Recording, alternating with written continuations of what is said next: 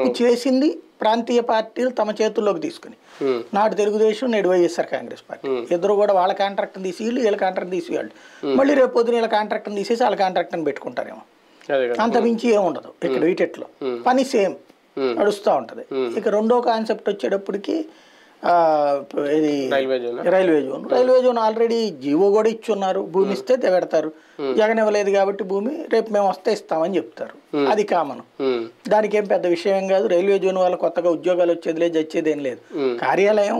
ఒరిస్సాలో ఉన్నది తీసుకొచ్చి ఇక్కడ పెడతారు మెట్రో రైల్ ప్రాజెక్ట్ విషయంలో కూడా రేట్ చేస్తుంది మన అది ఆల్రెడీ ఓకే చేశారు కదా విశాఖపట్నానికి ఓకే చేస్తున్నారు అంటే ఇవన్నీ హామీలు ఒక రకంగా ఓకే అవి ఆల్రెడీ జరుగుతాయి అది చెప్తారు ఇదిగో మేము వస్తే నడుస్తాయి ఇవన్నీ అని చెప్తారు అంతే అది పొత్తు పెట్టుకుంటేనే నడుస్తాయని రూలే ఉంది నేను అడిగేది అది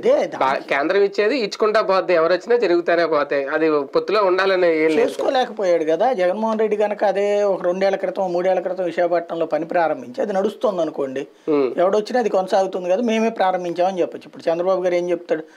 IITనో IIM ఇవన్నీ కూడా ఎవరు ప్రారంభించారు అప్పుడు చంద్రబాబు టైంలో ప్రారంభించారు ఏంటది కేంద్ర ప్రభుత్వ సంస్థలు అవి ఆయన పూర్తి చేయలే ఎందుకు పూర్తి చేయలే అవి